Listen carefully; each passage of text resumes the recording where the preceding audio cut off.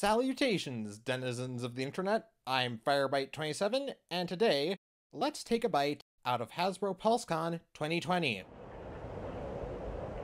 Okay, yeah, I'm not fooling anyone. No one gives a shit about the live stream itself. But what you do care about is the kingdom reveals. And more importantly, the... And before we go any further, I'd just like to state that this is a new show I'm trying out called Let's Take a Bite Out of. Basically, it will let me discuss whatever the hell I want to that isn't like a toy or whatever I've received in the mail from friends. So, without further ado, let's get a move on straight to the reveals. Which is what I could have said if about 60% of this hadn't been leaked online already. Anyways, first up we have Deluxe Class Black Arachnia, and boy, she looks actually pretty cool. I'm not gonna lie, a lot of the leaked photos looked a bit off-putting. But all of the photography for the figures displayed during the con was amazing, and it's really getting me hyped for Kingdom. Which is to say that the one exception to this rule was incredibly glaring. That being the one character who has an armada but does not in fact have an armada, Cyclonus. But I need to stress that my biggest issue with this photo of the figure is the face, in that it looks like it has inflated chipmunk cheeks, which looks really, really bad, but it's just in this one photo. In person, it actually looks kinda snazzy, and oh my god, it has light piping, yes! Speaking of looking snazzy, the Kingdom box art looks gorgeous, and it's really making me consider being a completionist on this line. Of course, y'all should know that I don't really give a damn about completionism, especially considering that trash and space are a factor in my life, as well as money, unfortunately. But if any line were to convince me of otherwise, Kingdom might be the one.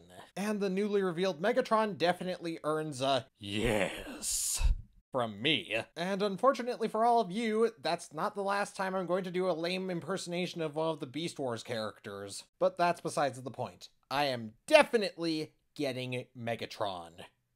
Yes. Also, while we're talking about figures I am definitely saying yes to, Vertebrake.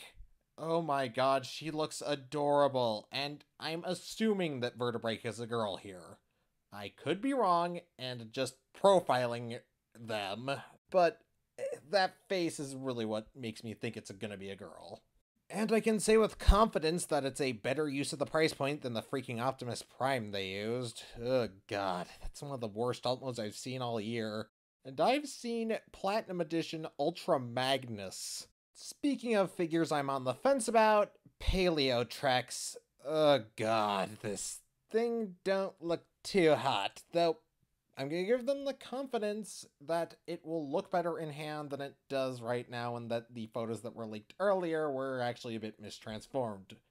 But I do really like how cool that it is that they worked in the death metal mace into his head. Next up, we have Cheetor, and honestly, when the leak first came out, I was a bit on the fence about this guy, but now seeing his figure in hand, I'm actually pretty excited for him. He looks way better than the stock photos did. Those thighs just weren't doing him any favors. And it looked a little disproportionate for some reason, but the actual photos make it look really good. And let's be real, if there's any Cheetor that knows anything about being disproportionate, it's the universe version. Am I right, Silver? And next up we have Rat Trap, and boy, he looks pretty good. Again, lame impersonations of the actors from Beast Wars aside, I really do like Rat Trap, and I'm so happy to see that the Legends class is returning. I nearly had a video on the Micromasters released last week, but I just couldn't finish it, A, and B, there wasn't really anything interesting I could say. That, and my big point of the review was to say, oh, these things aren't really worth the same as a regular Legends figure because it feels like I'm paying the exact same money per Micromaster as I am for the entire goddamn packaging. Not gonna say I'm dancing on Micromaster graves, but it might have been for the best that they were abandoned. And now, finally, in terms of the reveals, we come to this poster, and all of the figures that haven't been announced yet but are clearly revealed by said poster. First up, we have Waspinator and Trax. The artwork here looks really cool, though I can't confirm whether or not I'm actually going to buy either of these two until the actual toys are shown off. Next up, we have Huffer, which means they're hopefully going to do a Pipes as well. And let's be real, a new Huffer would be much appreciated considering how badly the Thrilling 30 version turned out. Gears and Polar Claw will be in the line, as well as a Claw's Scorponok I see. Crocodile that will supposedly pay tribute to Beast Wars Megatron's first, tiny toy. A Fossilizer Styracosaurus, which looks cool as all hell. A Fossilizer of a Saber-toothed Tiger. Rhinox. The arc itself, which I don't really get why.